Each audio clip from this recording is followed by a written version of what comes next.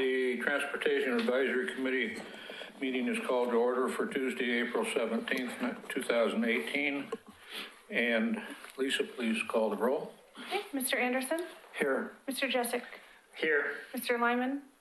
Mr. LaSalle? Here. Mr. McEnroe? Here. Mr. Mahoney? Here. Mr. Tong? Here. Item 2, approval of the minutes of March 20th, 2018. Does anybody have any changes or additions they want to make to those minutes?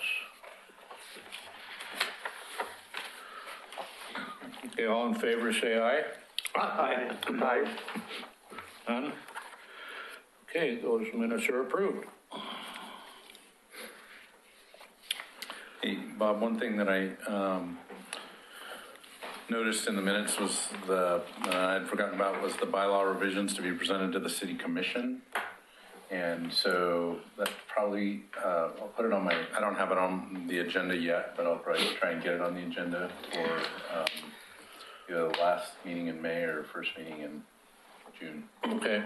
I did talk to Katie about that, and she's going to assign a resolution number, and then we'll do it by resolution. So I do have that ball rolling. Oh, okay, good, great.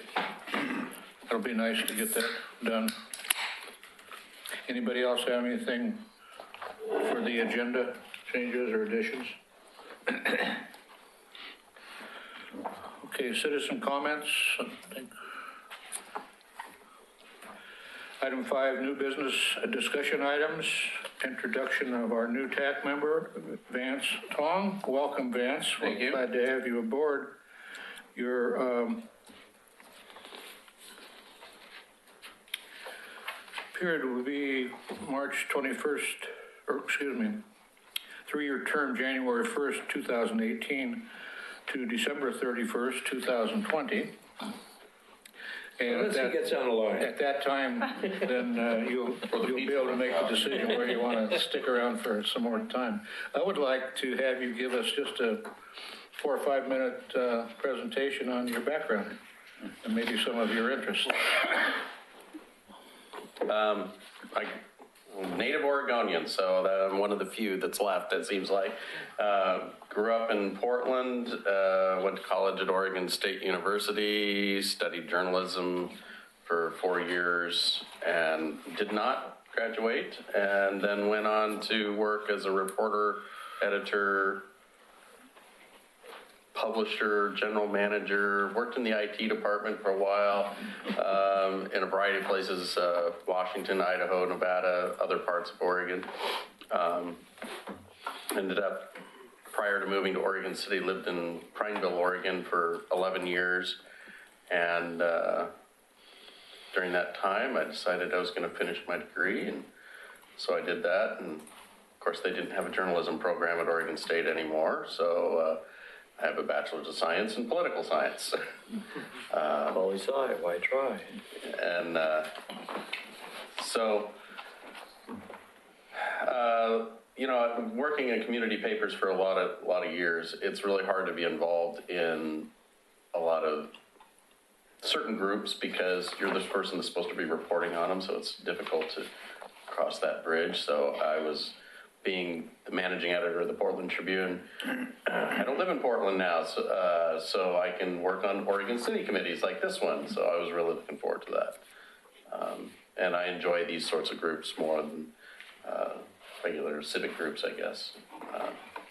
So as far as hobbies, lately all it's been is working on my house, which seems to be a never-ending chore.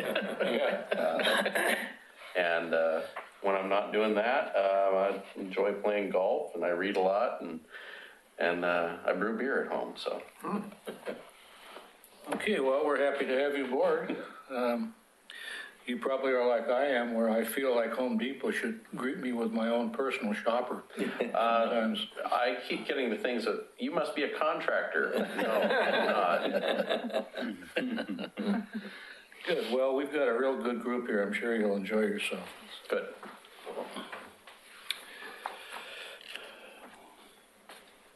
Item 5B, Maple Lane Road Speed Zone Investigation. John?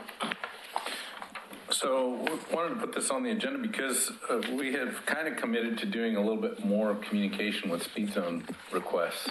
And this one here, I wouldn't say it fell through the cracks, but it was definitely initiated through the county. And the county called me and said, hey, we're doing a speed zone study for all of Maple Lane in the county, and there's a short segment in the city. Do you guys, want us to include that segment in there? And my response was yes, of course we would like to have that done.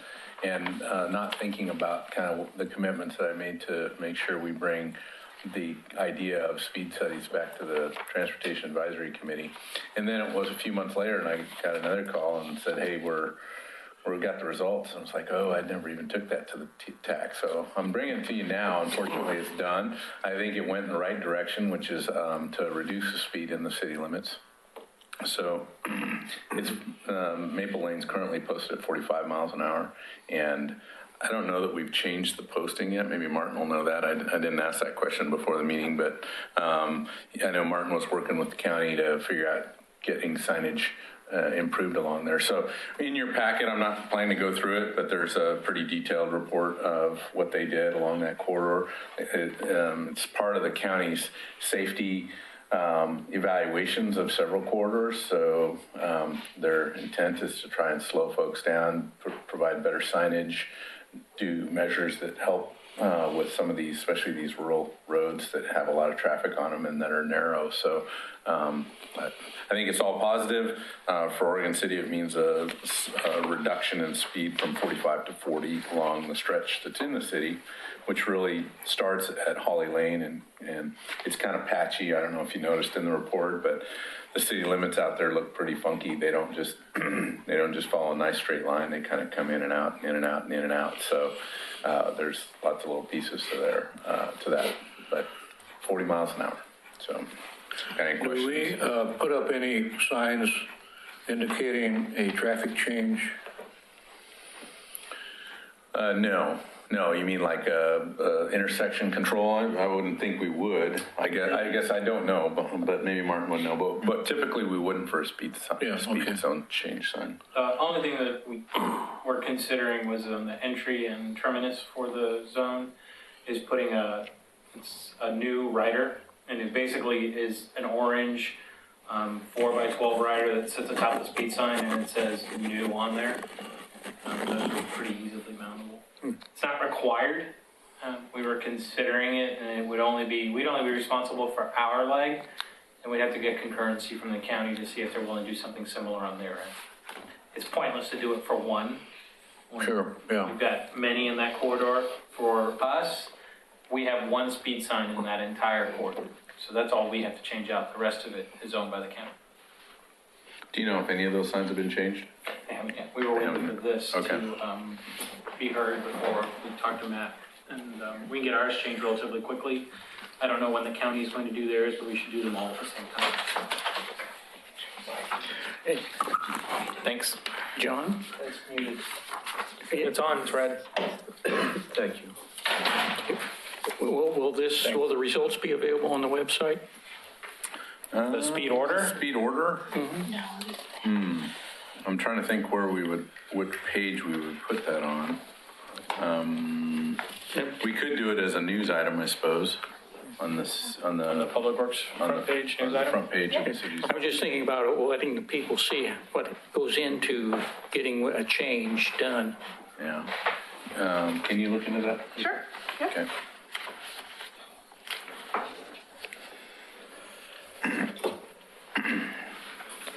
Okay, item 5C, Public Works Report. Yeah, so there's several items on here I'm going to go through, and I'm going to try to, some of them I'm more familiar with than others, but this ODOT value pricing, we sent you an announcement that was pretty short-term announcement on the open house that they had at the Museum of the Oregon Territory, and maybe more than one of you went, but I heard Henry went. I couldn't get to that.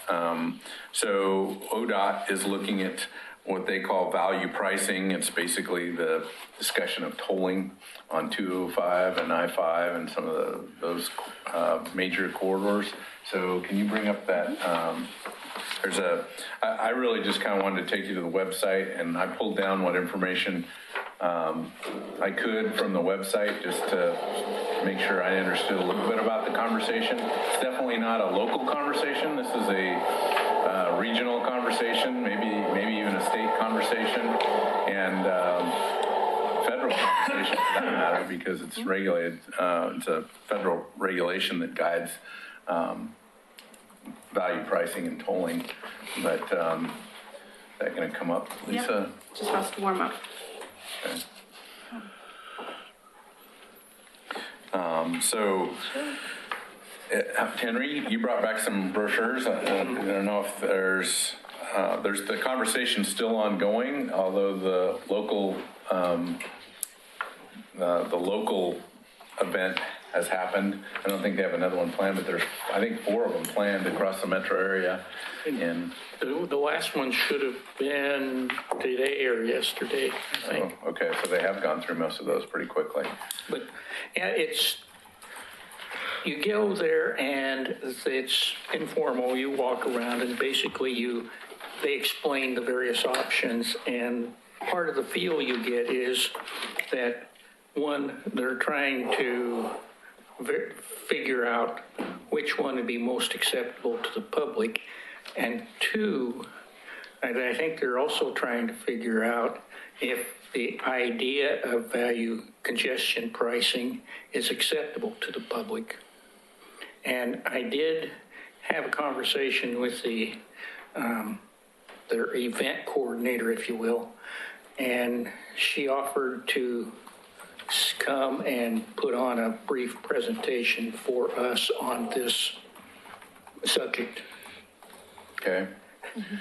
Well, it looks like there's also an opportunity to have an online, participate via online. You don't necessarily have to go to one of their meetings, but I thought maybe we'd just show the video.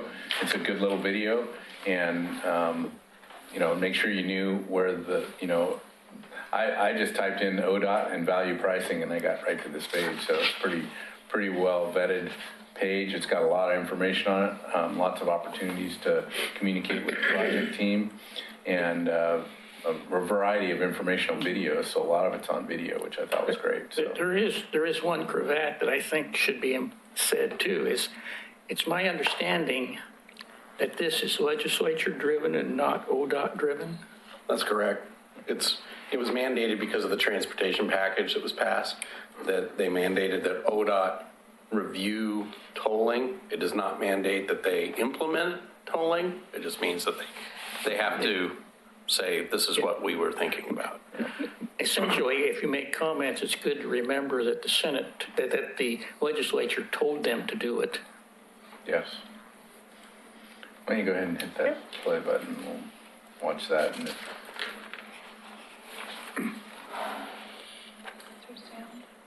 there is sound. Whoa, I like that. Cool. Well,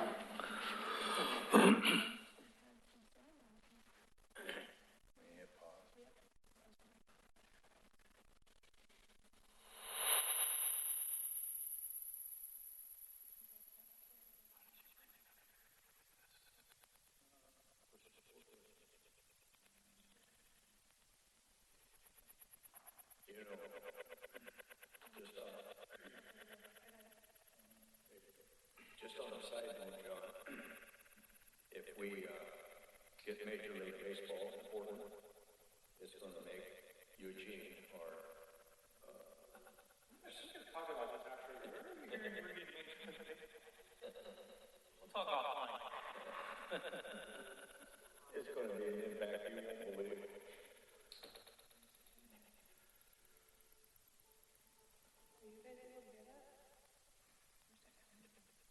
That's coming from just a computer, a little computer. What you could do, we've done before, is put the speaker, put the microphone on. It's a new system, guys. yeah, it's a new laptop.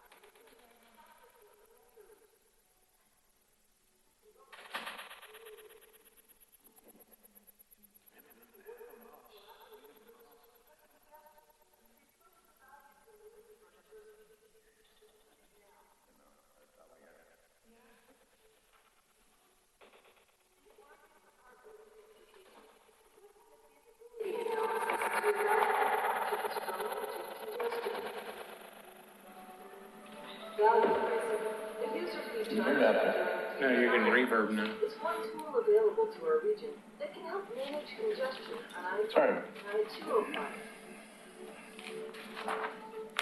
Value pricing is already in use across the U.S. Okay. And many more communities around the world are considering the use of value pricing to manage congestion. It's all about choice. When to travel, where to travel, how to travel, or whether to travel. Join the community conversation about congestion and how value pricing can benefit the Portland metro area.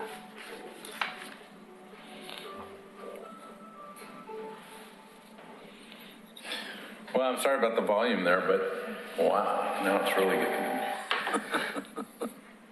It reset the audio here. Hopefully that's better. So anyway, just a little informational video there. Again, I don't think the city's taken an official position on value pricing.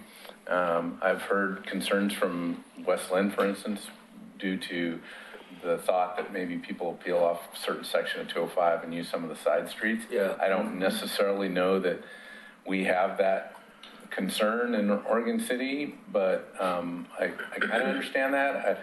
I think, though, they're looking at other options that are not just on, the small segment of 205 that's being rebuilt between Stafford and Oregon City.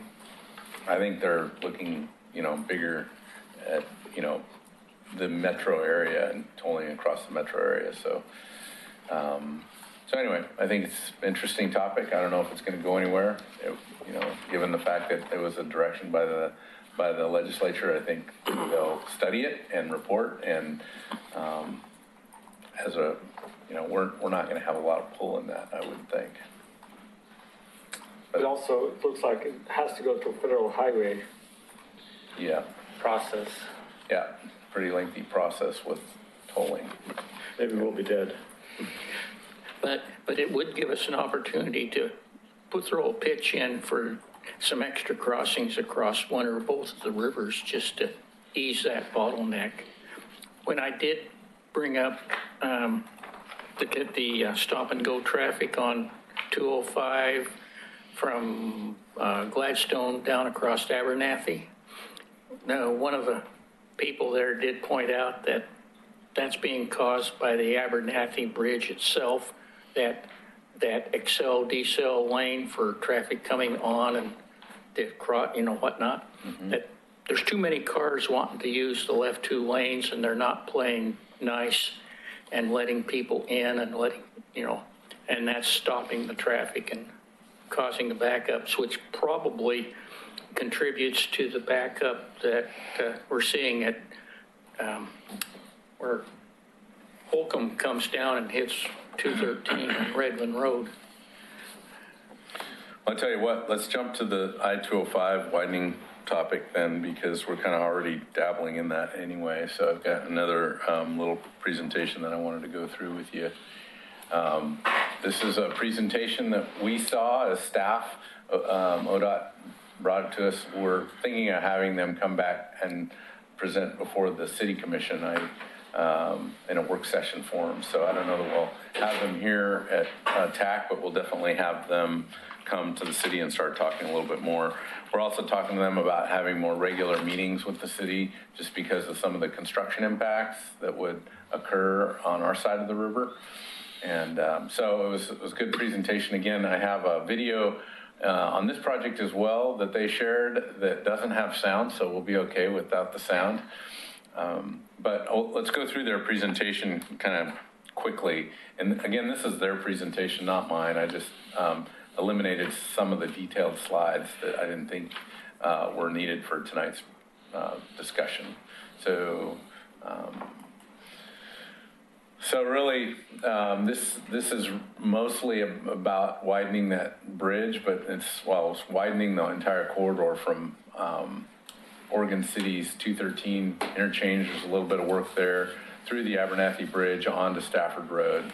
So most of the video, in fact, goes from north to south, so I'll kind of talk about it from that perspective. But there's a little bit of ramp work on the 99E ramp, and definitely a lot of changes that they're proposing for the West Lynn side of the Abernathy Bridge. They're also talking about seismic upgrades to several of the bridges, which some will include upgrades. A few will include full replacement in that stretch. There's quite a few bridges there that lots of people don't even kind of realize they're going over. But so they're including all of those. And really it's about congestion and relieving some congestion on 205. So there's some statistics there about crashes and the amount of congestion and the cost of that. So the highlighted line in yellow is 205, and it really kind of, there's a little piece of it at that 213. If you're headed northbound on 205 and want to merge onto 213, that ramp there is going to have a little bit of impact, but it's really about creating that extra lane between the 99 interchange and the 213 interchange. Again, going from one end to the next, there's some signage improvements that would help inform drivers. There's some seismic upgrades, there's some interchange upgrades, there's some bridge replacements, and all along the corridor it's widened. They do have the project broke out into several phases, and I deleted the phase slide. I thought maybe I could just talk through that, but the I-205 and the transition lanes between 213 and the Abernathy Bridge. So Abernathy Bridge, the adjustments between Abernathy Bridge and 213, those are included in phase one. I think that also includes the interchange at West Lynn. And then all the other bridges and lane widening is kind of in phase two, and then the third phase would be a lot of the signage that and kind of in ITS kind of improvements. So the other little piece that comes up in another slide as well, but if I'm going to try to point here if I've got a pointer. So if you turn around and look on your screen, there's a couple of pieces of the West Lynn interchange that would change drastically. Right now if you're headed from Oregon City into Portland on Highway 43, you might choose to use the on-ramp to get onto 205 northbound, and this configuration proposes eliminating that on-ramp. And there's also another local crossing. There's two local crossings, West A Street, that would stay open, but the other one, I can't remember the name of it. Broadway. What is it? Broadway. Broadway. So that bridge they're proposing to eliminate. So there would be no local traffic through there. So I thought those were kind of interesting pieces. Again, that's shown in a little bit bigger scale and highlights some of the slides that are kind of coming up. So it shows up pretty well in the video, but again, starting at this 213 ramp, really it's about adding a travel lane between, extending that third travel lane across the bridge and really all the way through to the 213 off-ramp. So that's a big part of this slide. And then those three lanes will continue in each direction across the Abernathy Bridge. They do show some improvements to the on and off ramp here, not a lot in the form of capacity improvements, but some realignment, and I think there will be a little bit of capacity in there. They know that there's some problems really at that interchange and just, moving traffic through the interchange and the backups that we see that kind of back into Gladstone, so.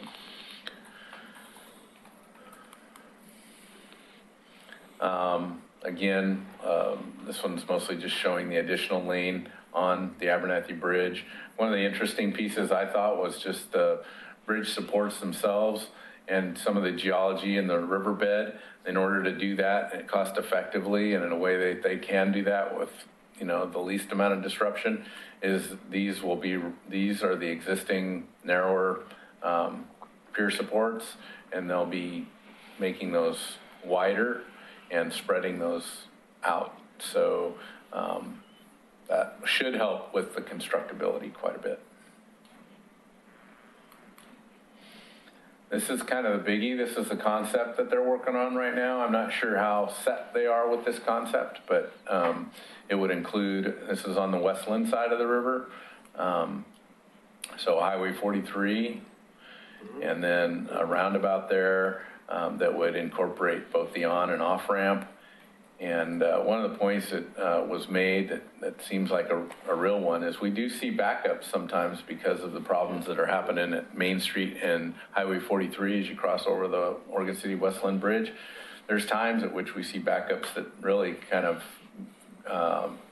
progress further north, kind of up into the West Lynn area on the, I guess it would be the north side of 205. So roundabouts don't usually work very well when you got full congestion like that. So, putting some thought into that, I think they heard something in our meeting, I think, that kind of opened their eyes to that. I remember Martin bringing that up.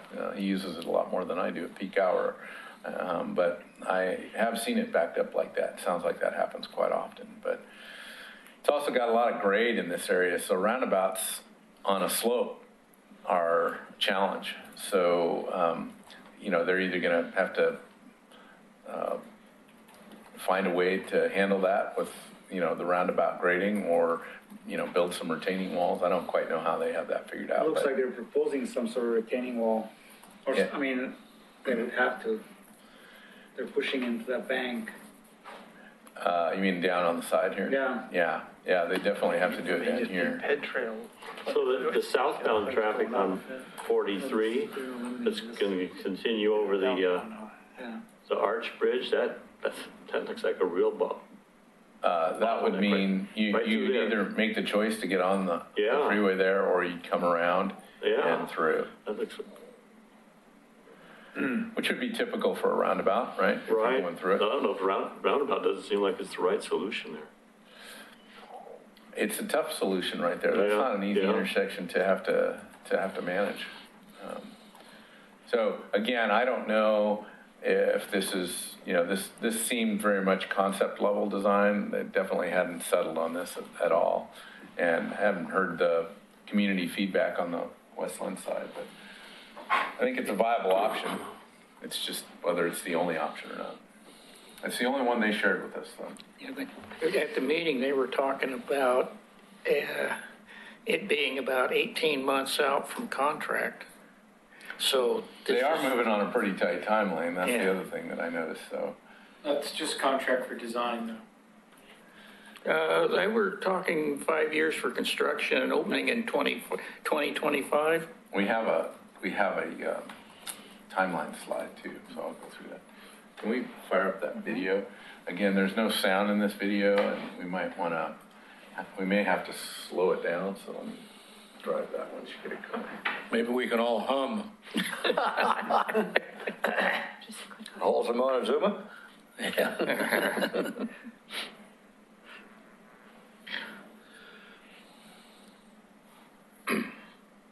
Again, it starts on the north end, comes down to 213 and kind of turns and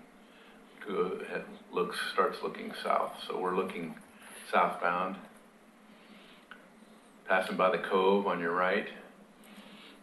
So again, it's kind of hard to tell, but they've really enhanced the shoulder striping. But the reality of it is they're making room for this third lane, or actually it's fourth lane in this area. So the on-ramp and from 99 and the exit ramp to 213 is the same. That lane continues then. That's what this showing, that fourth lane. Yeah, it actually gets a little wider. So there's this existing 3 lanes, and there'll be a dedicated lane between 99E and this one. Like the next entrance and exit up to Gladstone. Right, yeah.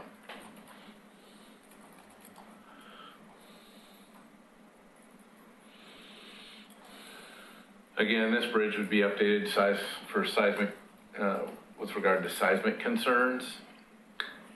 A lot of people forget about that bridge, but there's a bridge there. This is the phase 1 of the Cove under construction here.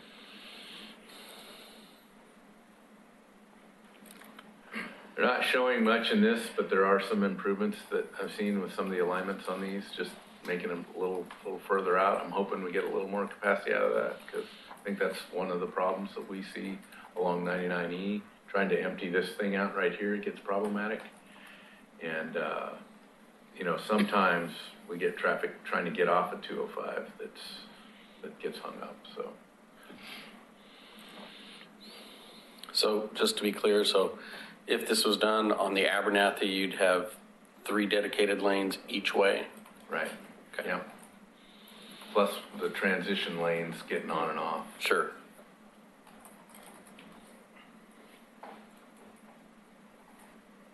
Yeah.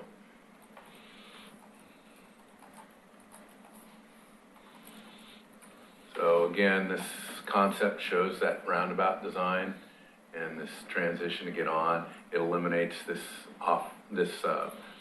an existing on-ramp that takes you from 43 to 205 northbound, and that would go away.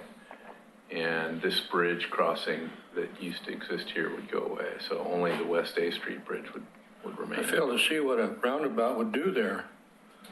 Any advantage of a roundabout at that spot? Well, it moves a lot more traffic than the stop controlled and signalized control that's there now. So I do think they're more efficient. I'm just a little worried about when at that peak hour when it truly backs up. And, you know, again, the grade. We look one in Paris. Yeah, but that one's 4 lanes wide, or is it 8 lanes wide? I can't remember. Yeah, they may find that they have to, you know, they didn't indicate that they'd done all the modeling on this project yet, so, but they've obviously put a fair amount of energy into this concept. Should move. This bridge would be replaced. John, when you say modeling, are you talking about a scale model or a computer model? Computer model. Computer model. This sunset would be replaced as well. I think they also talked about some alignment changes that would allow both the old bridge to stay in place while they built the new bridge. There's a lot of, they talked a lot about rock excavation along here. So those of you that know that area and pay attention to it, there's rock on either side of that highway there. So that they were concerned about that. And then really it's just, you know, that extra lane, 3 lanes that continue from here all the way to Stafford. And there's a variety of bridge upgrades and replacements. I think they well, they'll show it here. I think the one that crosses the Tualatin River is slated for replacement. Do you want to talk about the noise wall? Yeah, they did talk a little bit about, you know, barrier noise wall, which I think is kind of unfortunate because we don't see any of that in our, you know, you don't see that until you get to the Clackamas area, really. So it's kind of a beautiful corridor to drive through. I'm a little concerned about what the look of that would look like, but they did talk about some kind of a barrier wall. It's a component of the state requirements and the national highway requirements, and the adjacent property owners would have to decline it in order for it not to be constructed. So. You know, the number one thing I look at that 205 bridge is the doggone thing is dirty. It is filthy. You look at that thing from the side view, my goodness. So what is that? Is that side road that's going to remain there, or? All these are going to remain. They're just talking about seismic upgrades or replacements. Yeah, so any of the crossings, except for that one road on Broadway, will remain. John, at some point, could you put that on our website so citizens could click on it and watch it kind of animated the way it is right now? So, once they get to a plan that's pretty well fixed, so people could just click on that and take a look at it, see how it's going to work. I felt a little concerned about showing it just because they showed it to us, not necessarily in confidence. I think it was just that it didn't seem like they were done with the video yet. It's a draft stage. And it was in draft. That's why I characterize it when it's finalized. Yeah, well, I'm assuming they're going to have it too. ODOT would have it, so we could provide a link. Yeah, that would be fine, Yeah. I don't know if you noticed that the Oregon City Westland Bridge is sunken in the video. So that's one of the things they're going to fix, and then they still got some Can actual you design. speak a little louder? I can't hear. Sinking? It's Well, just the video shows it. the video. It's just a little error in it because they're trying to make it look three-dimensional using Google Maps, and the Oregon City Bridge is basically underwater. So that's one of the things that they're working on to fix it. It's still very much in a draft format. Well, in 1964, when they had the floods, it was almost underwater. It was real close. So we talked a little bit about timing, and I think, 2025, Henry, is about when they propose to have these. It sounds like the multiple phases that they have in mind would be kind of going at the same time. And there's some procurement issues out there too, but it's very quick timeline for a project this big, in my opinion. So, just thinking of, I think the highway widening piece seems pretty, straightforward, but you think of all the bridge work that they have to do, that's significant. And the Abernathy is, so, I don't know if this is a schedule they feel confident in or just one that's kind of driven by legislative, demands. Because I know there was some, just their study work had to be done by a date certain, and I don't remember what that was, but it was a pretty quick timeline that they had to turn around detailed estimates to give the legislature, the solution and what it might cost. They have something going to bid 919, package C, construction in 2012. So each of those represent a different segment of the road? That's what I'm saying, one package is already going to be in construction in 2000. Pretty quick. Yeah, that's it's my understanding that those are more the kind of advanced warning signage that tell you how many minutes to get to they were town going, center, those kind of things, so the ITS kind of stuff that my understanding was they were going to do driver information signs first, which would be, how long it takes, look out, there's a detour ahead, bridge down, those kind of things. That'll slow the traffic down. Yeah, it will. Already. I want to fall by. Right. Any more questions before we move on to the next topic? Well, thanks for that. That's very interesting. Okay, good. Let's see, I think, Lisa, the next item would be the, I'll go through the 20-mile-per-hour speed limit guidelines. We had a fair amount of discussion about this last time, and I thought I didn't have a lot of time to put together, a dazzling slideshow, but these are kind of working documents that, for the most part, Dana's been working through in the engineering group. So I thought just share page 1 of the draft ordinance, which really kind of talks about the ORS that's driving the potential that the city could establish 20-mile-per-hour zones. Vance, you might be a little more familiar with what Portland's doing, but we're talking about taking this in a little bit more manageable process so that we can, we don't get inundated with, the effort involved in trying to put up signs citywide and do the work that kind of needs to happen to slow that, needs to happen before that, we can officially feel good about having 20-mile-per-hour signs. So this talks about the ORS. It allows the city to do that. In this case, or in our case, we're talking about doing it, an ordinance by street. So establishing, which particular street we want to designate as 20 miles per hour. There could be multiple streets in one ordinance, but doing it, street by street, basically.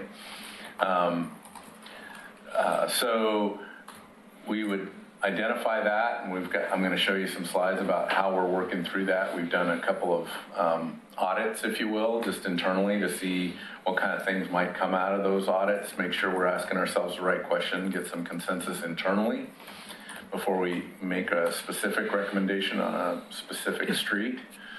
But this kind of lists out some of the language. There's also some specific designations in terms of the average speed. So if the average speed is too high in the current capacity of the street, we aren't allowed to necessarily post it lower. But most of the streets that we're talking about have, I think it's this bullet right here, it has been determined that these streets have an average volume of fewer than 2,000 motor vehicles per day. That's a legislative requirement, of which more than 85% travel less than 30 miles per hour. So if we had a higher speed street, we wouldn't necessarily be able to designate them at 20 miles per hour. And if there was a higher number of vehicles on that street, we couldn't designate them a 20 mile per hour street. So as you know, we've talked a lot about these family-friendly streets that are designated in our transportation system plan as being the kinds of streets that we would target as 20 mile per hour streets, and that kind of helps us a little bit on workload and work effort and doing this kind of in a planned way. So go ahead. A question, I was reading through here and it looks like this is a one-shot list. Are you thinking about any language that might allow you to add at a later time streets to the list without having to go back and get commission reapproval?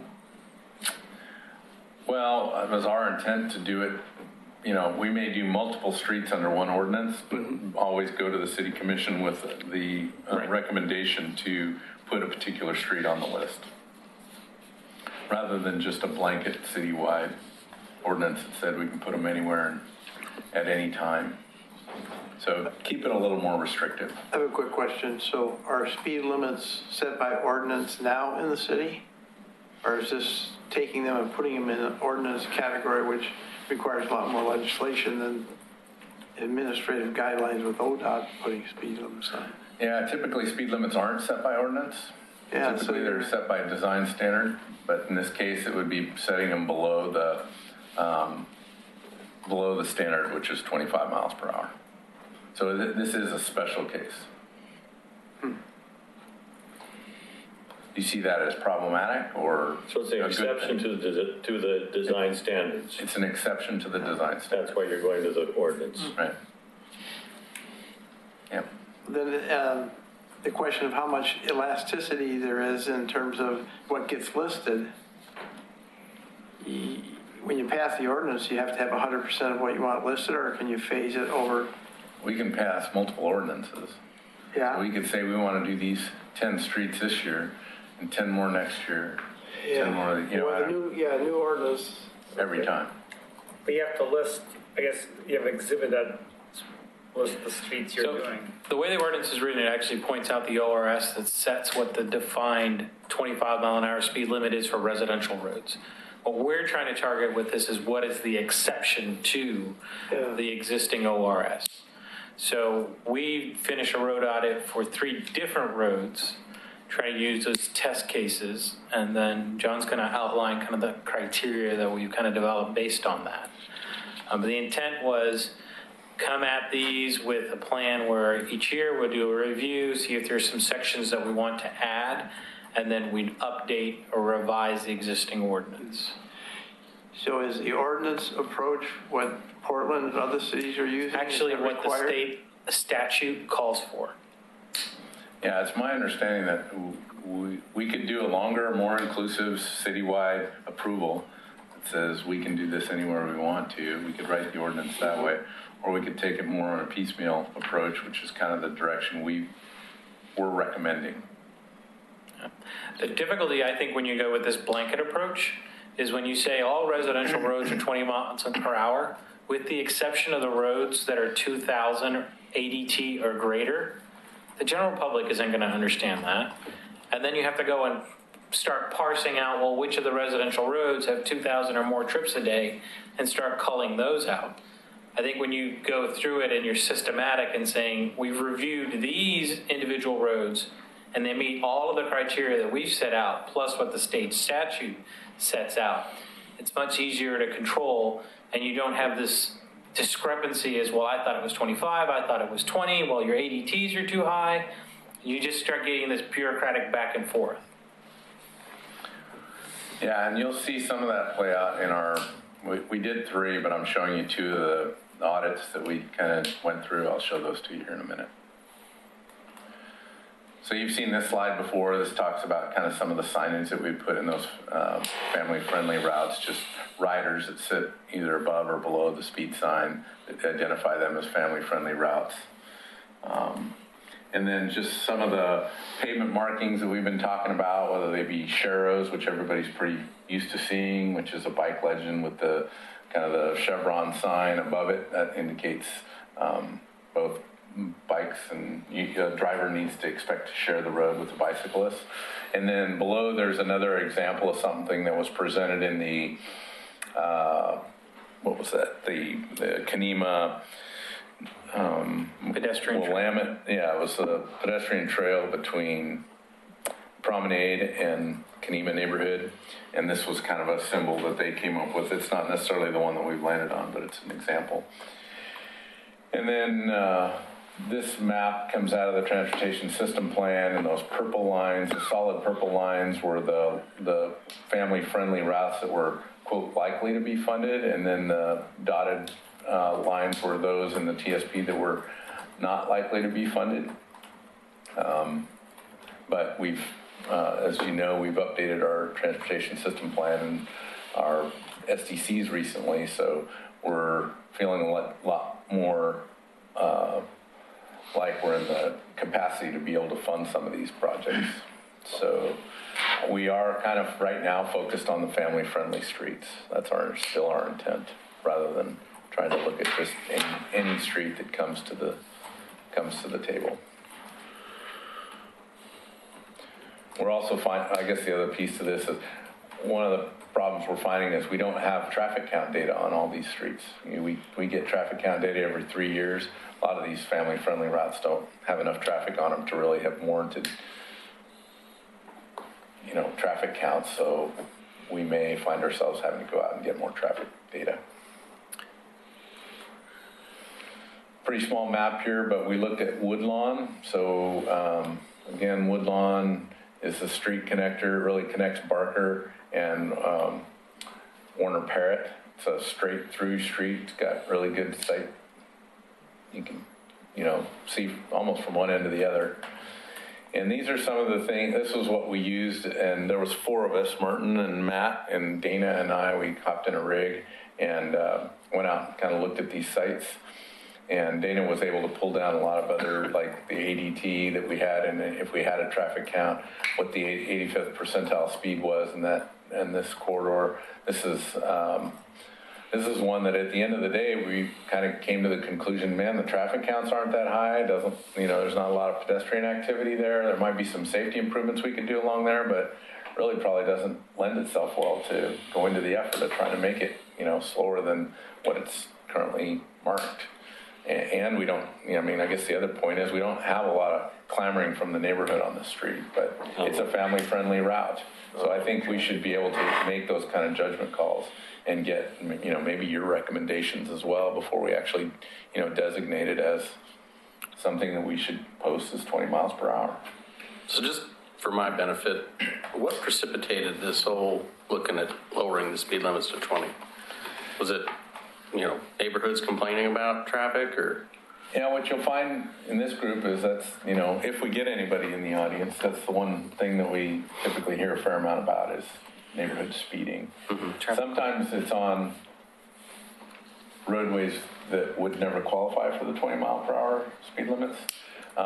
That combined with the fact that Portland made such an aggressive move and reduced all its streets, all its neighborhood streets to 20 miles per hour, that's been, I think there's been some desire to see that happen. And I think other agencies are looking at it as well. I'm skeptical about the data that shows whether that works or not. Yeah, signage, I guess it depends on the measures that you can implement on whether that's effective or not. So we went through and we looked at just the different elements of the corridor. We looked at, Dana looked at whether or not there was, did we have pavement condition information on it? Are we planning any new, paving projects in the near future? Does it have sidewalks? Are there trip hazards? Where are the points of interest? Is there parks or schools around the area? A lot of the family-friendly designations, I think we're all about trying to connect neighborhoods through those boulevards that actually cut through, as opposed to dead-end streets that don't necessarily get you anywhere. So, street lighting, on this particular one, I think she indicated there's 6 street lights on there. If nothing else, we probably ought to look at more street lighting along there just to make that a little more safe in the evenings in particular. There's good sight distance. How many speed limit signs do we have now? Is it signed appropriately? Things like sidewalk conditions, we didn't, Woodlawn doesn't have sidewalks, but the next street we're going to look at does. And so we didn't get out and walk those, but it's our intent to have someone get out and walk and start looking for trip hazards, those kind of things. Is there any drainage issues? Is there any, what's the master plan say about what we should do to this boulevard? So anyway, on this one, the bottom line was Woodlawn. We went through it. We looked at it. We're really not that sure that we need to make it a family-friendly corridor. Maybe we need to add some street lighting, do some tree trimming, but leave it at that. And that's, I think, the appropriate approach to, especially to a community like Oregon City, rather than make it, just point blank say based on its designation that it warrants that kind of limitation. Don't do anything with it. It's not broke. It's not broke. Why fix it? So a lot of these routes, especially when you take a look at that larger map for the family-friendly routes, what I believe, and kind of correlates with one of the other plans, is connecting pedestrian pathways from community parks to community parks. So being able to get you on a route that will allow you and your family to go from various parks in a corridor that has some sort of amenities that will facilitate that. So I think the next street that John's going to present will give you a perfect example of that intent. Yeah, we picked the 2 streets for those reasons. One seemed like in one kind of a category, and, we looked at Jackson Street. So if you know Jackson Street's where the old campus is at, high school campus, and it really crosses the McLaughlin neighborhood in a pretty big way. There's not a lot of grade to it, so I think it does get a lot of pedestrian activity.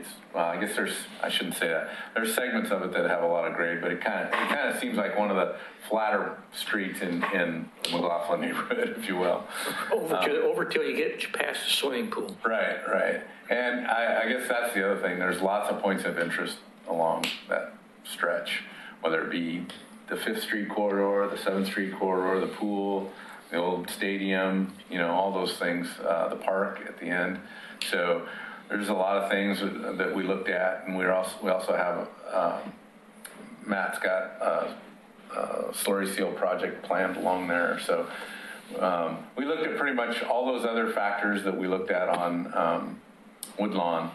The big difference here is there's a lot of sidewalk, so we didn't actually walk the sidewalk. So we're going to have someone take a look at the sidewalk that's going to do a better job inventory of that. And as we were walking through these, the other thought we had was we finished this little survey of our own and we published that to the TAC, and maybe there's a subcommittee of somebody that really wants to get out there and kind of validate that or see if there's something else that maybe we should be considering in that evaluation, especially if we're pretty confident that we think it should be a family-friendly corridor that should be signed differently.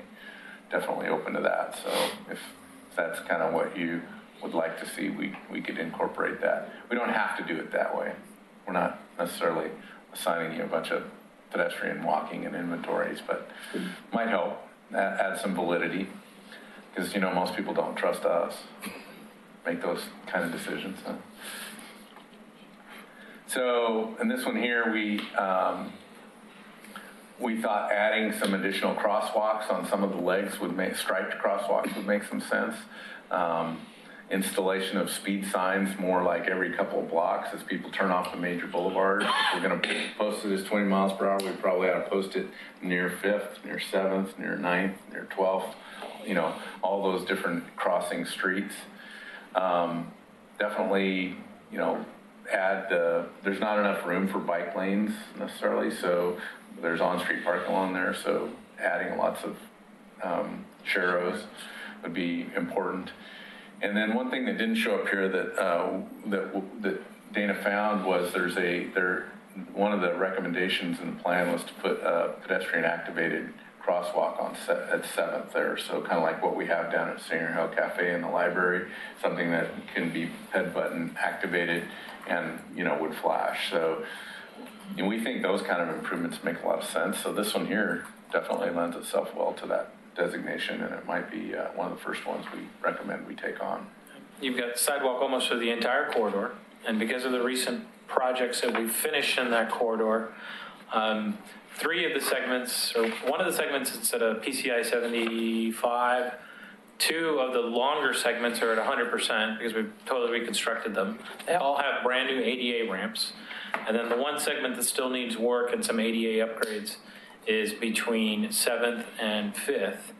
And once those are completed, what it effectively allow someone to do is you could come from Atkinson Park, walk along the entire corridor through the new crosswalks, cross 7th at the new pedestrian activated beacon, come out to 5th, and it lands you right in front of that alternate entrance into Waterworld Park. And pick up a Dairy Queen on the way. You could. So anyway, that's the direction we're going with this. And then last meeting, there was a lot of unknowns. We're still kind of just working through it and just trying to give you the updates on that. But it's our intent to eventually get this program in front of the city commission and make sure we've got a real need. If we had a bunch of family-friendly streets that kind of played out like Woodlawn did, I don't, like you said, if it's not that broken, why try to throw a bunch of money at it? So. Staff looking for a motion to support this concept and taking it forward as our advisory group? Oh, I'm always open to that, yeah. We don't really have the written program out yet. We wanted to do this exercise first. We're still planning to bring back to you kind of a policy, so maybe we wait till that happens. Okay. If I could at least get a head nod that you think it's headed in the right direction, we kind of know what we're doing. It's looking good. Okay, good. John, can you answer me a question? I drive in the Multnomah area occasionally to have coffee with my son who lives over in that area, and I see a lot of these orange signs, 20s fast enough or something like that. Mm-hmm. Is that initiated by the citizens, or is that a city-sponsored type thing for Portland? So that's the City of Portland and their Net Zero campaign, which is really designed to make for safer neighborhoods. So that's part of that 20 mile per hour.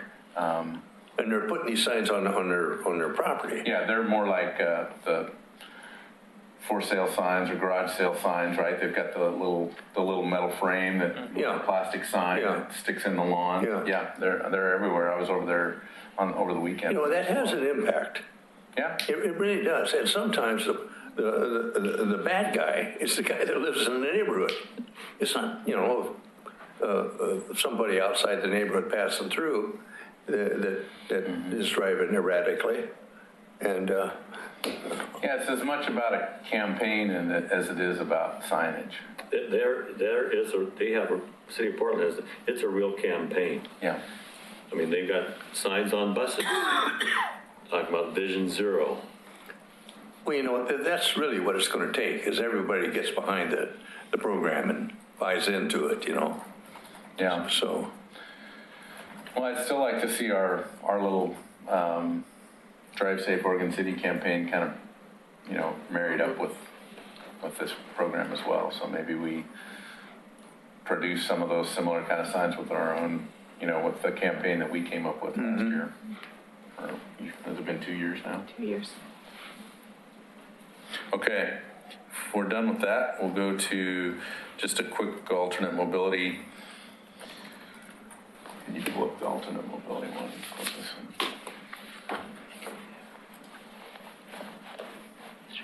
I can't remember, were you proposing to complete any missing sidewalk links then on Jackson?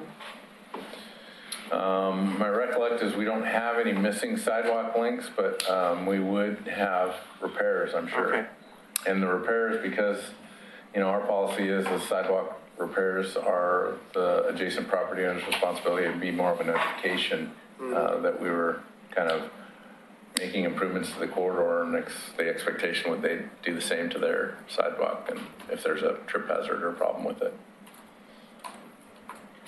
But I don't know of any sidewalk gaps along that corridor. That's good. I mean, it helps the. There's no gaps. There's some ADA ramp improvements that need to be completed between 7th and 5th. Which we would do. You guys have already blessed the alternate mobility targets. Just wanted to let you know that's in front of the City Commission tomorrow. So if you're a supporter of that, and I think we got consensus that you were through the motion that you made, just be good to have some folks in the audience on there, because I'm sure there's a fair amount of folks that aren't excited about the alternate mobility targets. So feel free to show up for that meeting. Vance, mostly for your benefit, alternate mobility targets are really just kind of changing the way in which maybe not how we measure it, but the amount of congestion we allow, right? ODOT sets an allowable, the state sets an allowable amount of congestion, and in this case, we look pretty hard at a couple of intersections to determine whether or not they could meet that standard, and in the long run they can't. So we're looking to adjust that and get approval through the state to adjust that standard to allow for more congestions. And so that's changing the standard. And the state doesn't do that very often. In fact, we're one of the first.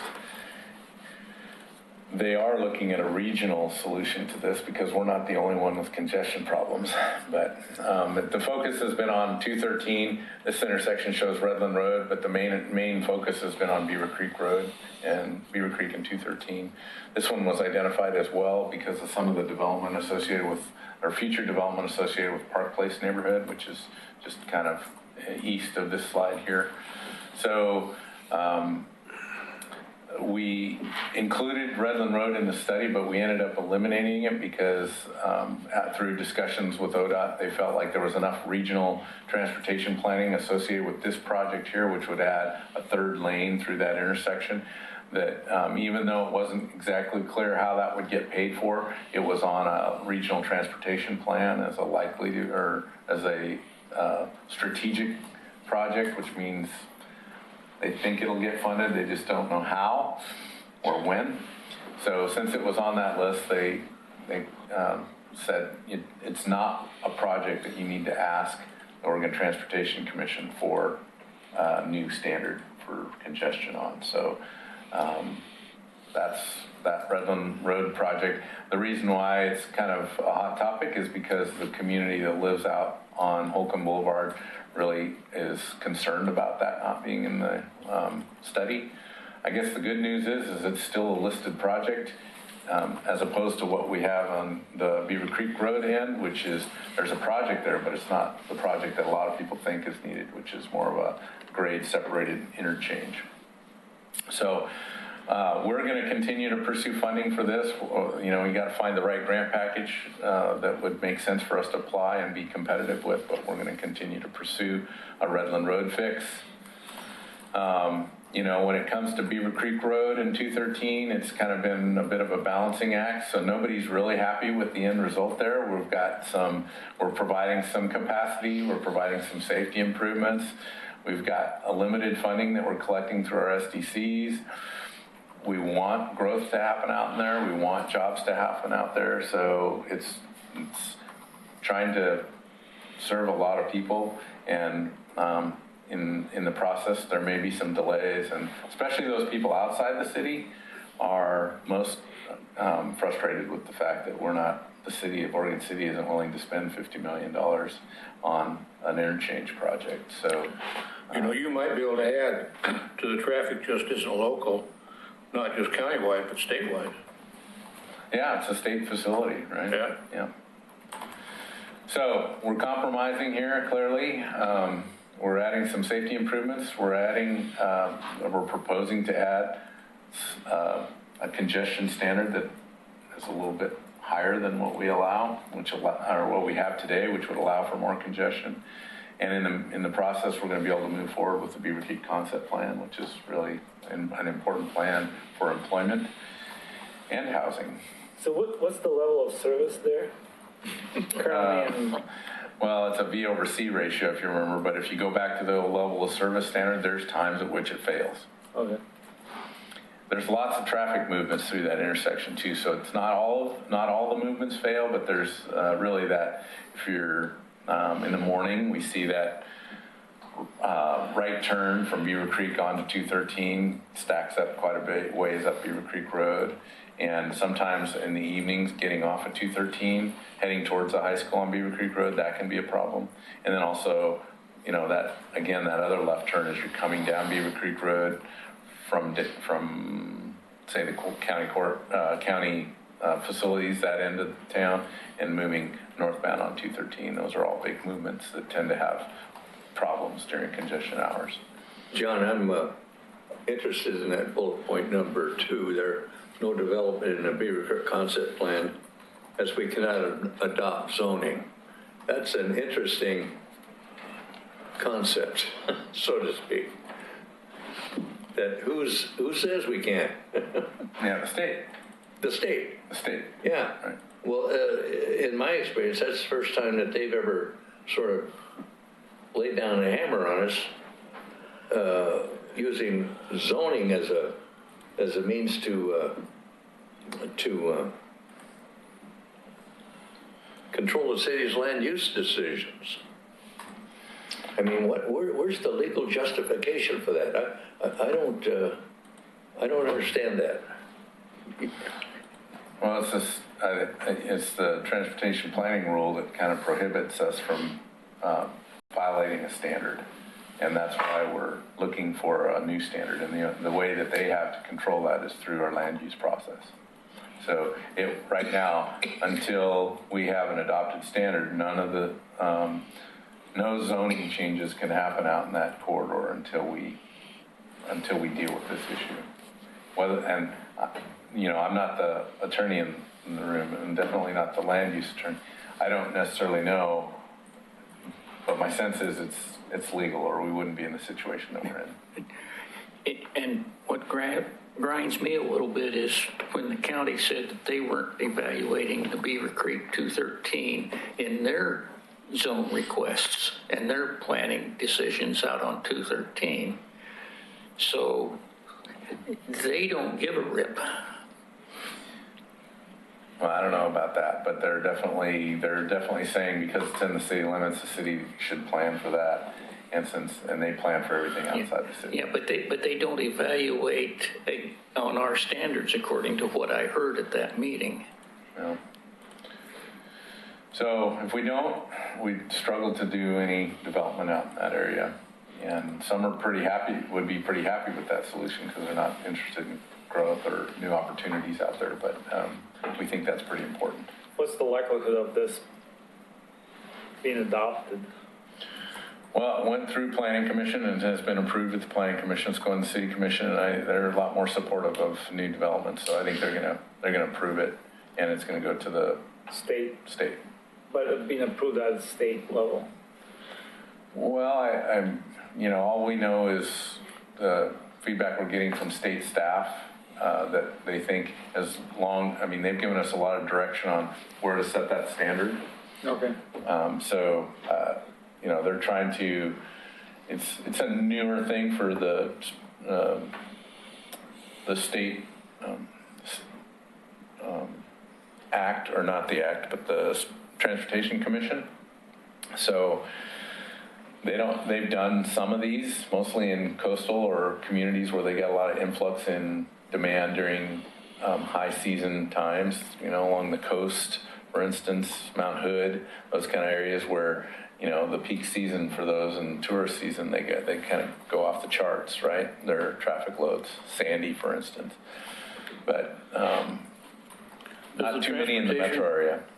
Is the Transportation Commission, are they paid people, or are they highly paid volunteers like this? Yeah, they're highly paid volunteers, yeah.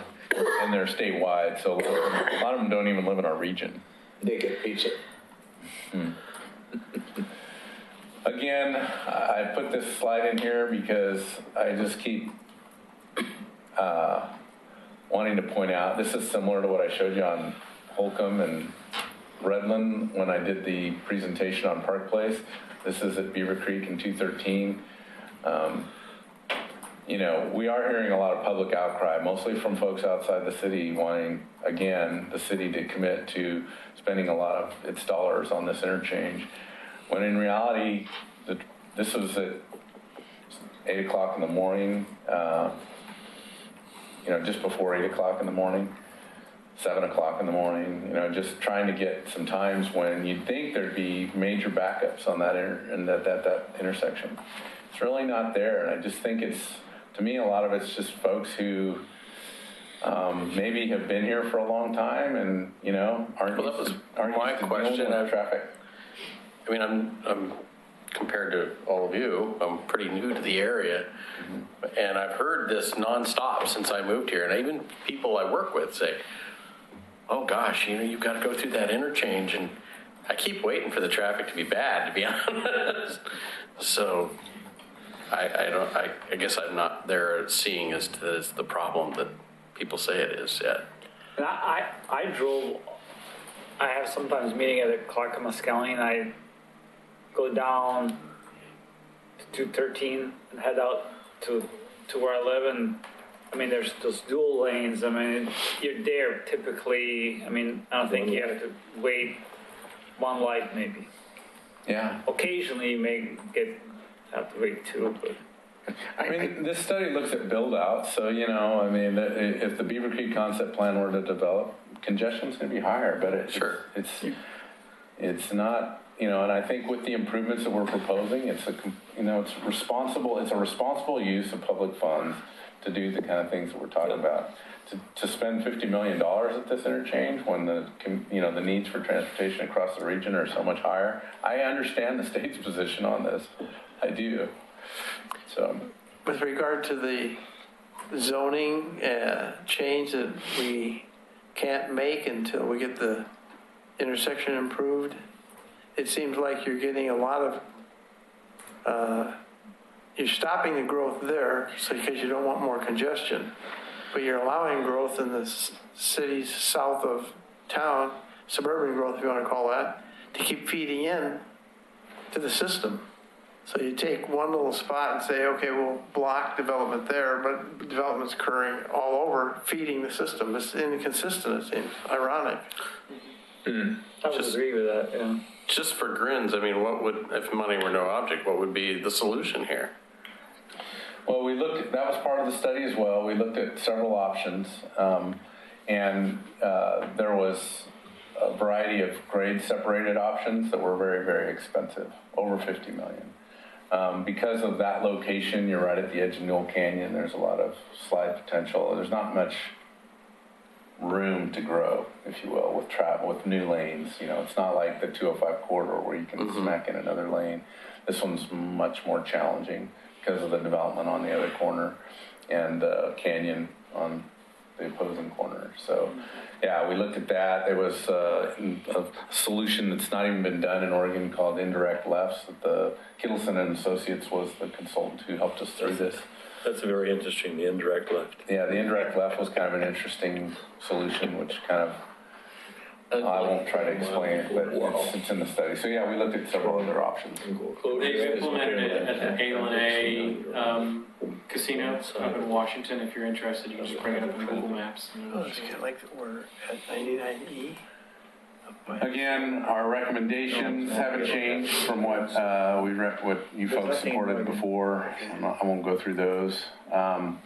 The Planning Commission has brought forth some language that I wanted to share with you because, again, I feel like we kind of need your support. They have suggested that, you know, we do traffic counts every 3 years. We pay a contractor to come in, lay the tubes across, do the counting, and get speed out of that. The Planning Commission has added a recommendation to the City Commission to, at Redland and Holcomb, I think the main concern is Holcomb. They want us to do traffic counts there annually. And, you know, internally we're asking ourselves, that doesn't really tell us very much. It doesn't tell us what we would want to know. And we think that the information that we get every 3 years gives us some trends. We get information from any development that is near that area. They have to do a traffic analysis on that intersection. So we get information through that. And by the way, you know, we do our transportation system plan every 10 years. It's kind of a moving target, right? So just adding in additional traffic counts doesn't do much for us. And so I want to make that point with the City Commission tomorrow night, and I was just going to run this by you folks. This is that slide that I produced for the Park Place Concept Plan, which shows data from 2004 through 2017. So we've been getting speed count data at these locations for most of these locations since that time frame. And, you know, if you remember, we showed you quite a bit of development in the Park Place area, which is highlighted here in kind of the yellow. And, you know, so we're collecting that data. We have a good baseline. Collecting it annually, even looking at the numbers every 3 years, they kind of bounce around. You know, I don't necessarily know why. It could be a construction delay or, yeah, who knows why people do what they do. But for the most part, we're seeing some volume increases. So any number that's in red is an increase. In some cases, we're seeing volumes go down over time and speeds go down. So I guess to me, I think it's good to watch. My plan is to recommend to the City Commission that we don't spend a lot more money on additional traffic counts. We're getting good data and we're getting it every 3 years. If we need more than that, then we can look further at the traffic studies that the development community has to produce. Do you think maybe the Planning Commission was looking at the number of developments that are coming in to that area? I mean, it's huge numbers of houses projected to be built. Big numbers. I think they're asking good questions about that development. I'm not saying that that's not a concern. I'm just not sure that traffic counts every year does much for us. Just to add something, perhaps, what would it would show, perhaps, is how much traffic increase there is per additional residential unit completed between the time of the last one and the current one that you're taking. That is to say, it'd be a check on the trip counts that the traffic engineers have to provide. But Henry, you know, like I think they have application one, right? And they say, okay, we're going to do a 25 lot subdivision. They do that study. If there's another one going in, that's being shared with the consultant. They're looking at, I mean, the numbers are pretty, in terms of the trip generations, fairly accurate. So I think what you should be looking is, you know, at a full build out. I mean, most of these builders will be probably building out these things in a year or so. Or, you know, full build out. So it's not like it's going to take too long for them to build 20 homes. Well, and if you remember with this slide, we also showed all the development that's happened over that same time. I don't know if you remember that presentation, but there was we showed, you know, where the single family homes were and where the other development projects are. Obviously, if there were, you know, 40, or what's the number out there, Henry, that they're proposing some of the number of homes, 400 homes or something that they're proposing. So In a relatively short time frame. that's going to make a difference. Oh, the one that's coming up for annexation. Yeah. Yeah, you've got that one at 450 to 500, and you've got another, I think, 98 up at the old airfield, and then the Sears property, you've got 124. Right there, this piece So the cumulative effect has got to start coming into effect pretty quick. I guess my main concern is just, we've got 2017 data. Our next round will be, 2020. I just don't like the idea of having, to take more counts when I'm not quite sure how we're going to use that information. Seems like 3 years that's a pretty good number. And again, we could count residences. We know generally what residences will create in terms of peak hour trips. What really does the traffic count do? What can you do about it? What can we do about the increase in traffic? Well, I mean, you take a traffic count, say the one that was done in 2017. Right. What do you do with it? We publish it, and we look to those numbers from time to time for studies like this. But at which point, at how many more additional residents will there be, let's say, improvements made to Holcomb or at the intersection down of the Redland and Holcomb, or, what's the threshold? How much additional trips? That's where we would see from our transportation system plan. And to be honest with you, there's not a lot identified on Holcomb Boulevard for improvements, right? I think the other reliance is on these other side street connections, which I'll show you in this picture, in this presentation. But again, these are from November. This is the same slide that I showed you. 8 a.m., 7 a.m., 4:30 p.m. I'm still trying to figure out what we're trying to solve or where the problem is. I get that sometimes when you're sitting on a side street on Holcomb, it feels like there's a line of traffic that you just can't kind of break through to get off those side streets. But, I just picked these mornings and times because I happen to be available. Is there times when it's more congested than this? I'm sure it is, but it's just not. Those are beautiful highways if you live in Beaverton. What else do I want to say here? Again, transportation system plans, a 10-year plan, we try and redo that pretty regularly. That's the right time to look at kind of these things. It is in a regional center. That area is in a regional center. So, the regional, if you're in a regional center, your trip designation counts actually allows for more congestion. And we're not in disagreement that something shouldn't happen at Redland and 213. I do think that's influenced pretty heavy by what's going on at 205, not necessarily what's going on in the development that's happening off Park Place. I think it's got a lot. If we're having congestion at Redland and 213, it's more likely because there's something going on at 205. Yeah, if there's something in the morning on 205, it backs up clear past Redland. Yeah, it really can be, that can be a problem for us. So, what else? Oh, the other thing that they asked, and the Planning Commission is asking, is that we eliminate the planned transportation system plan projects for Holly Lane. That's a pretty big ask, in my opinion. There's several improvements while they're, pretty far out, which means in our planning horizon, there's no certainty about funding them. There's quite a few improvements that are planned. So this slide here is out of the Park Place concept plan. I'm pointing, my highlighter here is pointing at Redland Road. So Holcomb is up off the screen up here. That would be the intersection of the new Redland Holly Lane. Well, the existing leg is on this side. The new leg is on this side. And, we've got all these improvements. There's, this road system.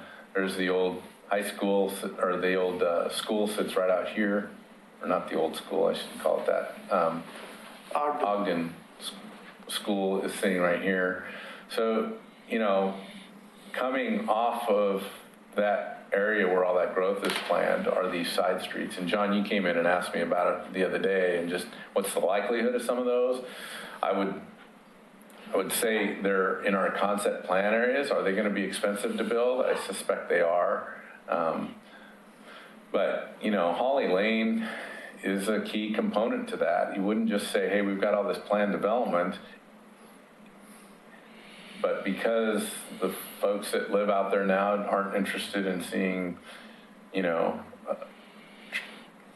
traffic, I think they're going to see traffic, right? And so we think it's right to plan for that additional traffic with, you know, concept planning or transportation system planning. So we're going to, again, advocate to the city commission that they, you know. Is that in the city limits? Some of this is outside the city limits now, Bob. The red, I don't believe that's in the city limits.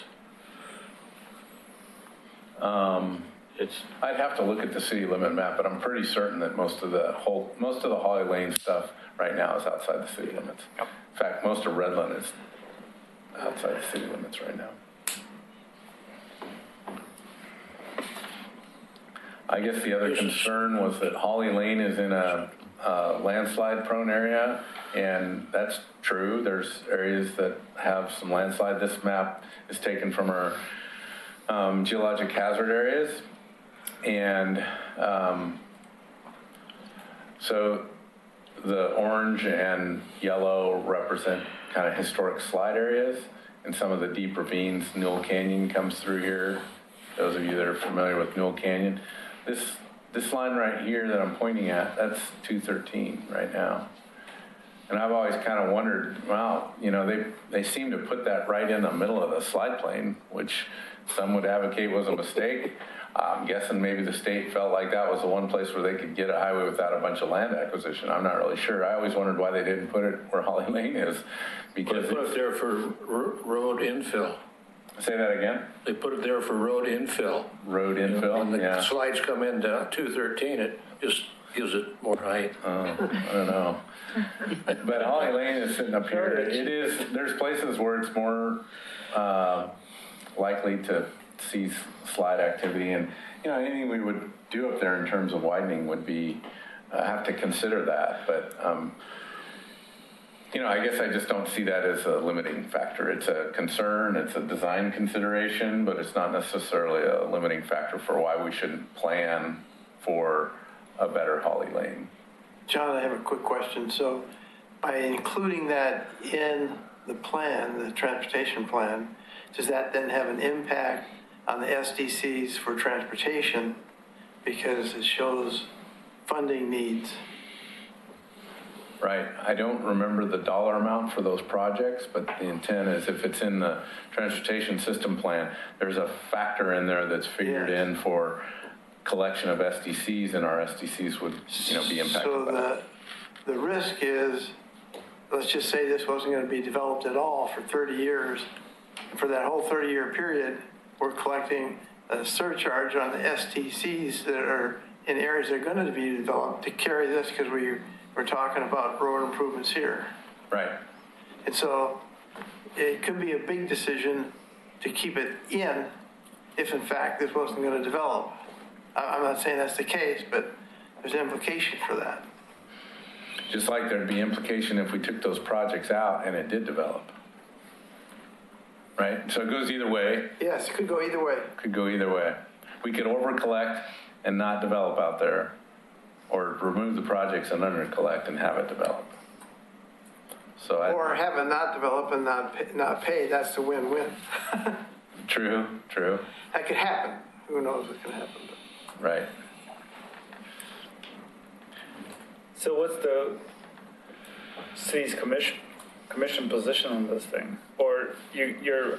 Well, this is the same as the Beaver Creek Road concept plan. I mean, this is all part of alternate mobilities.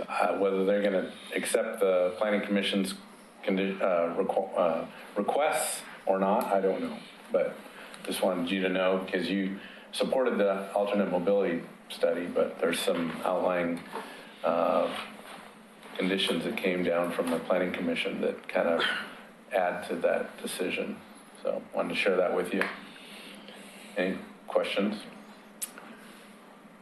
Okay. Well, I do. As a member of the planning commission, I'm sort of caught in between here. I forgot about that, Bob. I kind of understand where they're coming from. I don't quite fully support it 100% because I think it's a little, and forgive me if for using this word, naive, to think that we've got all the answers to all the questions when it comes to traffic, because it changes. The rules change so much. And all we hear at these planning commission zone change hearings, instead of land use, which is implied, it's traffic, traffic, traffic, traffic, traffic safety, traffic volume, traffic this, traffic that. And the implication is that the planning commission can make some immediate changes to limit the impact of development as it occurs. And we keep forgetting that we're implementing an approved comprehensive general plan that's been approved by the community by ordinance, which the planning commission is required by law to implement in a long-range basis. And we keep talking about the now, and the planning commission's by law is supposed to be implementing the plan for 25 years down the road. And there's where it really gets confusing, because you got all these different factors coming at you. And you got to make that decision with a time frame of maybe an hour. So I think that the traffic, who knew that the legislature was going to pass what was it, a $1.5 billion transportation plan, which we're going to get some of the benefits from? Who knew that? We didn't plan for that. That didn't initiate here at the local level. So we've got to be flexible enough to approach these things in a reasonable manner. And that's all you can expect from these bodies. It's just, here are the facts and here's the situation, but we can't continue looking at it just for the now. We're responsible for 25 years down the road. If we do nothing, it's going to cost us dearly. It really will. If we just say no to everything, that's it. Too much traffic, too much congestion, too much this, too much that. When 5 minutes from now, there's going to be a solution to that, but we've already said no. So I'm sorry to have to be on my high horse about it, but it concerns me that we don't have the fortitude to stand up to some of these intimidating issues, and traffic can be intimidating, to say, hold the phone. We've made our plans. We know what the issues are. We've identified them. That's called planning. Now, if we're willing to step up and pay for that, okay, that's responsible. It doesn't come without any cost. We've got to pay for it. We know what the solutions are. So anyway, I understand what the Planning Commission is attempting to do. It's a question of whether or not it's reasonable that the commission would find it reasonable. So that's my story, and I'm sticking with it.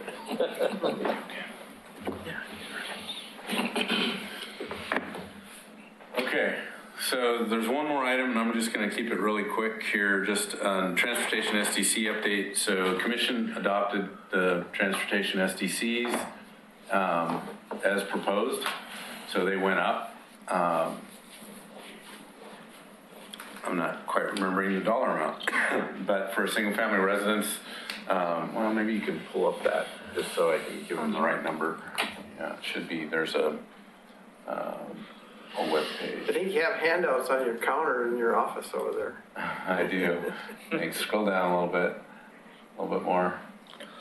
There's an attachment. Look for the attachments. Up, right Notice of For this? change.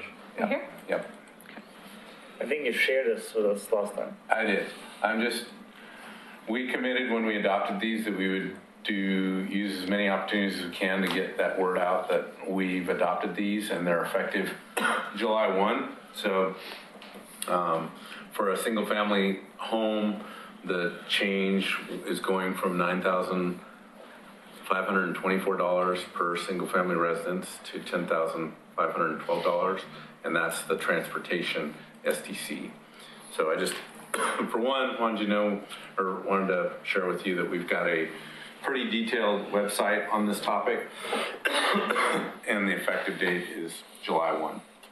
We're also, putting flyers at our building counter and our counter here, and we've sent emails directly to the building community, so just trying to be as transparent about that as possible. What happens when you buy a house and rebuild it? There's no STCs, right? Right. Unless there's a change in square footage or something. No, SDCs are the same for a 1,200 square foot house versus a 3,000 square foot house. But it could change if you say, your transportation SDCs don't change, but if you added a water meter, larger water meter, you'd have to pay the difference for that. Okay. And that completes the, was there anything did you have anything else to add? So, yeah. On the townhome condo prices, is that per unit or for the whole? Yeah, that's per unit.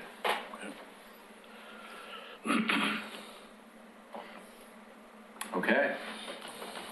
I'm done. Well, thank you, John. That was very informative. We have communications, but I don't think we have any communications of any kind.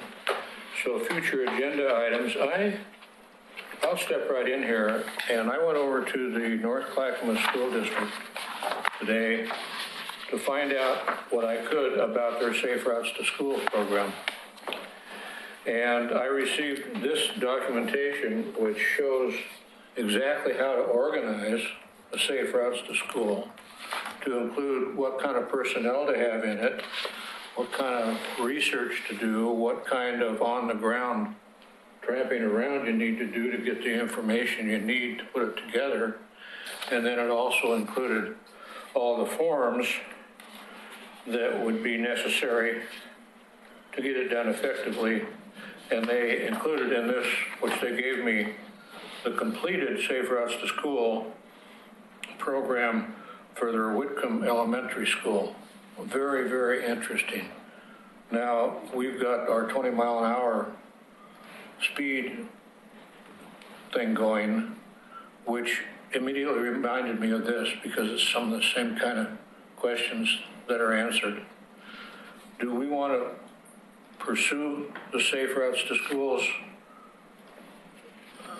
within the TAC that we talked about before, or do we want to just let it go?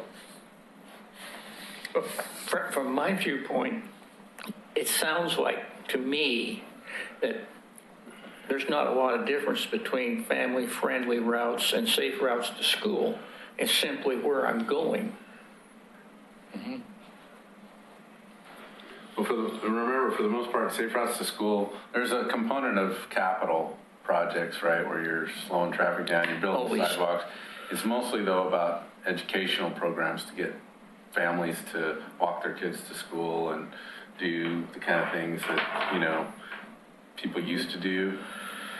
But there is an element of safety, right? It's a big element. So you can have the safest sidewalk and street system out there, but there's the other part of safety, which is are folks feeling good about sending their kids out their front door to interface with, who knows what out in the community in terms of danger, beyond driver danger.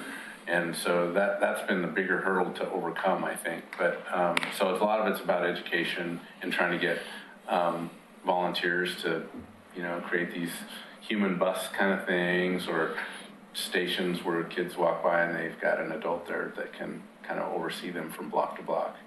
But we have to do a Safe Routes to School program because that's where most of this funding is that's going to be available for grants. If we don't have a Safe Routes to School program that we're coordinating with the school district, we're not going to be competitive on grants for those funds anyway. So I think we have to do one. I have heard that Oregon City School District is making some commitments to a Safe Routes to School program. I forget which school they were going to pursue, but I do think that the TAC should be available and willing, and I've always felt like you are, so I don't necessarily know that there's an action item for you right now. I think, Jennifer, you were going to talk to the Holcomb I School. went and talked to the principal at Holcomb and presented the case and talked about the grant money and all the stuff that's available, that, you know, and our willingness to help out. And she was going to talk, and I left my card, and she was going to talk to the district and get back to me, and she hasn't done that yet. And I will follow up with her because I do take the kids to school 3 days out of the week, and so I'll swing by and see if she's in office. I see her in the mornings, so I'll ask her, see where she is. Well, this is called Safe Routes to School, Clackamas County, but what it emphasizes really is it's up to each individual school to put that's what together John said, their and that's own what I can program. explain. It's not a city-wide or a North Clackamas County-wide program. They've provided the information for each of the individual schools to implement. Yeah, and so I think the school district recognizes that it's a heavy lift because the principals sometimes, their hands are so full, kind of hard. But if the school district would pick a school, and I think what they've been talking about is Gardner Middle School, because there's some easy capital kind of projects there. They're middle school students versus grade school students, so more likely to be able to walk or bike to school. So I think that's a good approach. They haven't made too much progress on that yet, but I think as meetings kind of come to fruition, we'll want to see if the TAC will, you know, somebody that can attend meetings during the day probably will need to attend. Well, see, to give you an example, it says forming the school team, and so the team is made up of a minimum of 3 key partners. So they start out real slow. The school principal, a parent who represents or has the endorsement of the school parent organization, and a city, county, or state staff representing the local road authority. So, you know, they start out baby steps and then enlarge their group as it's developed. It's pretty interesting. Like I said, I just got it today, so I haven't had a chance to really go through it in any detail. Perhaps our role might be championing this program with the schools, okay? Not being the agency that does it, but champion it so that it stays in front of them and they see benefit to doing it. And I think that's maybe one of our roles that we could play. Yeah. Perhaps we need to strategize as to how we can best do that. Yeah. I like that idea. That's partnership. I don't know, maybe it would be worthwhile either, would it be possible to invite the school district to a TAC meeting? Talk about it? Yeah, no, we can do that. Say, you know, we have willing bodies to, you know, and see, try to help you out, but maybe they can come and we could have a discussion about it. Or maybe they can tell us what they have in mind. Yeah, and then you could maybe talk about the grant opportunities out there, and Yeah. I don't mind being involved and being in meetings because I do have little kids that go to Oregon City School, but you know, I made the first gesture, but it didn't go too far. But I understand principals' hands are full, and so maybe we could help out, but I think probably school district needs to have somebody in and try to work on implementing a program or developing a program. If they could come to us, like you said, and present what they've got started, we could offer our assistance in any way that they might be able to use us. I think that one of the major partners is the parent, the PTA, and getting, when they become an advocate for it, then I'm sure will be movement. Well, that's a good point. Why should the city have to be the tip of the spear all the time? Well, I think there's some funds available out there that are for safety improvements, sidewalks, you name it, that city can get to improve the community. So there's that linkage. If there's no program, there's no access to those funding. So there's some benefit to the city, but there's also benefit to the school, parents, everybody benefits, but it just, I think we're not on the same In order to qualify level. for funding that you say is at risk, what's actually required? I haven't looked at the grant applications, but what I can tell you is a lot of that funding that came out of the state legislature, there's a big element of it that a lot of it's already spoken for. But so there are some pieces that are grant allocated and something that we could, as a city or a school district, apply for project funding. A lot of it's also, educational materials, those kind of things that help get folks. But in order for us to qualify for that, there's probably it'll be the typical criteria. What are the demographics? Is there any projects that would marry up with the Safe Routes to School project? So there's usually those kind of criteria. What I'm getting at here is, and believe me, I'm all in favor of encouraging other people, partnering with other people. But if at the end of the day, we're in a position where we're at risk of losing funding because we couldn't encourage someone to do something, then, we're not controlling our own destiny. So, I guess I'm asking, would it be better served if TAC took on Safe Routes to Schools and pursued the partnership? But it's under our name to say, yep, we've got a program in place. It may not be the most successful one. It may not be the most fully implemented one, but we're working with the schools and we're working with PTA and whomever else. Then we're not beholden to another organization who doesn't stand to lose funds of ours. Does that make all sense to everyone? Yeah. Kind of, sort of. Well, I tell you what, I hear that. Let's reach out again. In fact, Dana indicated to me that this interest by the school district for the Gardner Middle School. They're planning to rebuild at the Gardner Middle School. That's one of their bond measure projects. So they're trying to get an alignment for these kinds of funding projects as well. So I think that there's going to be some momentum there. And so let me maybe get Wes Rogers from the school district, see if he can show up to our next TAC meeting and talk to us a little bit about what they want to do and how we can help. Good. Does anybody have any future agenda items, John? There's not a future agenda item. I was just curious about bidding for the normal road improvements this year, how that's going. We can bring that back to you Yeah. next week or next month, but it's moving along on schedule. They're on schedule for being let. We've not closed any of the bids yet, right, Lisa? Correct. And we are still partnering with our partners for the micro seal treatment and the chip seal treatment. And we're going alone for slurry, correct? No. Slurry, we're partnering with them. Roadway reconstruction, we just recently put out to bid. It will close on May 1st. I believe that's the first of the pavement. The construction included High Street, correct? So that's the roadway reconstruction. That's the one where we go it alone. Okay. And it's all of our major construction. So that'll be High Street, actually I have it right here. Partlow. High Street, Partlow, 10th.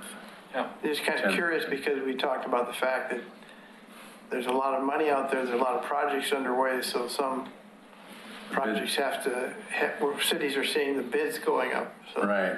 So we just One opened, on the water line that was, yeah, we just opened a water line project today that was, I want to say 150,000 over what we had estimated.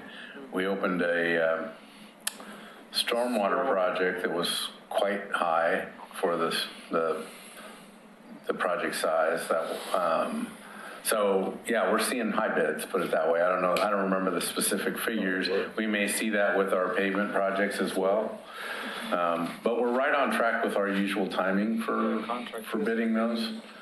But we're just hearing that contractors are so busy that, you know, they're really picking and choosing. And if, you know, the good news is we have a pretty robust pavement projects, right? So it tends to bring in bidders for that. It's these smaller utility projects that maybe aren't miles of pipeline, you know, that tend to be more likely to find. We had 2 bidders this go around on our water line project. So that tells you something. Usually we have 7 or 8.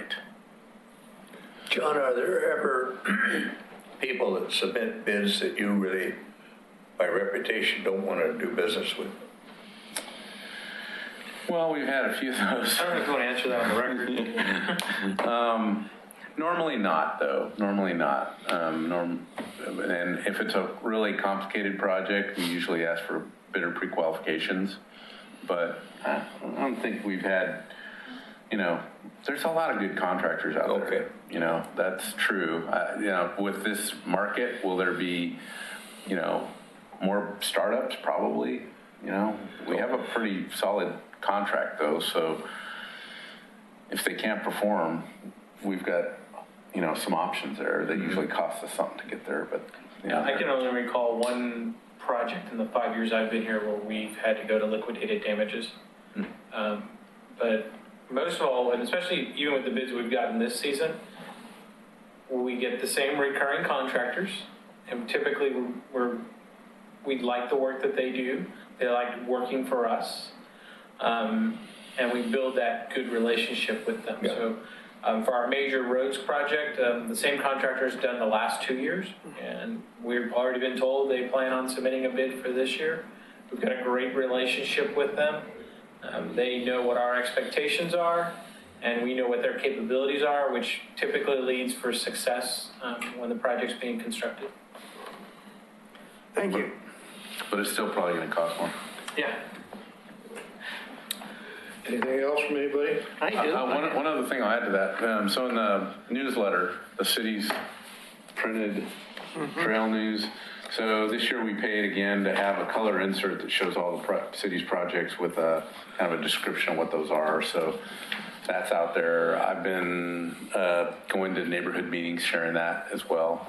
So I'm going to Neiman neighborhood on Thursday. I'm hoping to have time to share that kind of information with them. So trying to get the word out that way. Henry? Thank you. A couple of years ago, when the library was being built, I was inquiring about the possibility of having Jefferson Street made one way from 7th to 6th, and I would like, after having had a year or two of having it after the construction and seeing how it's being used, I think that that should come back and have a discussion. I'm seeing things like people making three-point U-turns out of parking places along the curb to get out onto 7th Street. People using the center of the road to get onto 7th Street while people are trying to get in, make a turn into Jefferson off of 7th. And there's just not enough coordination and room for all those events to occur at the same time. And it seemed like it worked better during construction when that was a one-way from 7th to 6th. And I think it would be a benefit to go back to that